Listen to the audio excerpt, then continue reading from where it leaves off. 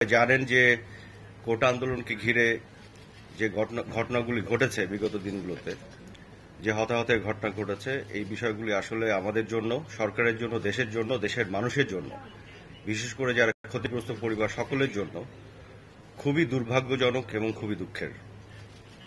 এবং সরকারের পক্ষ থেকে আমি এবং মাননীয় প্রধানমন্ত্রী নিজেও বহুবার আমরা গভীরভাবে দুঃখ প্রকাশ করেছি এবং এই প্রতিটি হতাহতের ঘটনার জন্য নিন্দা জানিয়েছি।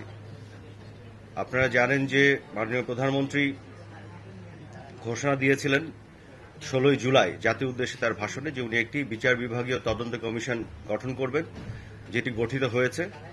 এবং এই বিচার বিভাগীয় তদন্ত কমিশন যেটি স্বাধীনভাবে প্রতিটি হতাহতের ঘটনা তদন্ত করে যারা এই দায়ী ব্যক্তিদের আইনের আওতায় আনা হবে।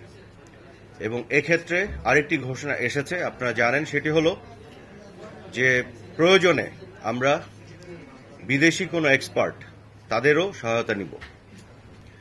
ধরেন ফরেনসিক টেস্ট করা বা পোস্টমর্টমের যে প্রক্রিয়া সেখানে যদি প্রয়োজন হয়। এটির কারণ হচ্ছে যে আমরা এখানে পুরোপুরি স্বচ্ছ এবং জবাবদিহিতায় থাকতে চাই। এবং আমি এতটুকু বলি যে আপনারা জানেন যে মাননীয় প্রধানমন্ত্রী ক্ষতিগ্রস্ত যারা হয়েছেন, যাদের পরিবারের সদস্যরা হারিয়েছেন এই হতাহতের ঘটনায়, তাদের অনেককে উনি গণভবনে দেখা করেছেন, তাদের সাথে কথা বলেছেন। এবং সেই সময় আমি উপস্থিত ছিলাম। এবং আবু সাইদ, আপনারা সবাই তাকে চেনেন, তার পরিবারের সদস্যরাও ছিল, তাদের সাথে আমারও আলাদাভাবেও কথা হয়েছে। তার ছোট ভাই সেখানে ছিল। যেটি বলা হয়েছে আমাকে যে আমরা কোনো কিছু চাই না, আমরা বিচার চাই। তো আমি যে কথাটি বলেছিলাম এটা আজকে আপনাদের সাথে শেয়ার করি। তার সাথে আমার কথা হয়েছিল যে আপনারা তো সবার আগে সর্বপ্রথম ক্ষতিগ্রস্ত, আপনার পরিবারের সদস্য হারিয়েছেন, কিন্তু আমরাও কিন্তু একইভাবে ক্ষতিগ্রস্ত। এই প্রতিটি মৃত্যুর জন্য, প্রতিটি হতাহতের ঘটনার জন্য আজকে সরকার এবং বাংলাদেশ ক্ষতিগ্রস্ত, দেশের মানুষ ক্ষতিগ্রস্ত। হয়তো কোনো একটি তৃতীয় পক্ষ এটার সুবিধা নিচ্ছে, কিন্তু যদি ক্ষতিগ্রস্ত কেউ হয়, প্রাথমিকভাবে ক্ষতিগ্রস্ত সেই পরিবার যারা সরাসরি তাদের সদস্যদের হারিয়েছেন। এবং তারপরে এই সরকার এবং এই দেশ এই মৃত্যুগুলোর ঘটনাগুলোকে ঘিরে আজকে বাংলাদেশের বিরুদ্ধে যে অপপ্রচার এবং আমাদের যেভাবে এক ধরনের বদনামি করার অপপ্রয়াস, কাজে আমরা ক্ষতিগ্রস্ত পক্ষের অংশ। কাজে আপনারা ক্ষতিগ্রস্ত হিসেবে যেমন বিচার চান, আমরা একইভাবে বিচার চাই। আমরা এটার গভীরে যেতে চাই এবং প্রতিটি দায়ী ব্যক্তিকে আমরা বিচারের মুখোমুখি করতে চাই।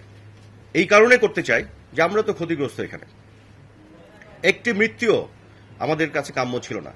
আজকে যদি আমরা অতীতে যেতে পারতাম টাইম মেশিন দিয়ে, আমরা প্রতিটি মৃত্যু আটকে দেওয়ার সুযোগ থাকলে আমরা সেটা চেষ্টা করতাম। কারণ প্রতিটি মৃত্যু এবং হতাহত আমাদের বুকের উপরে ভারী হয়ে আটকে আছে।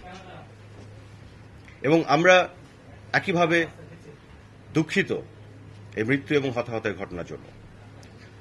দুঃখজনক হলো সত্যি যে শিক্ষার্থী আন্দোলনকারী যারা, তাদের যে উদ্দেশ্য ছিল, তাদের একটা দাবি ছিল, এবং তার মধ্যে যে তৃতীয় পক্ষ ঢুকে অন্য উদ্দেশ্য চরিতার্থ করার জন্য যে ধ্বংসযজ্ঞ চালিয়েছে, এটি তো আপনাদের চোখের সামনে তার সকল প্রমাণ আছে। আজকে যারা জেল ভেঙে নরসিংদীতে কয়েদিদের বের করে নিয়ে এসেছে, উচ্চ পর্যায়ে জঙ্গিদের বের করে নিয়ে এসেছে, জেলের যত স্টাফ যারা তাদেরকে বন্দী করে রেখেছিল, যত ধরনের অস্ত্রশস্ত্র তারা লুট করেছিল, এগুলো কি শিক্ষার্থীদের কাজ হতে পারে? হতে পারে না।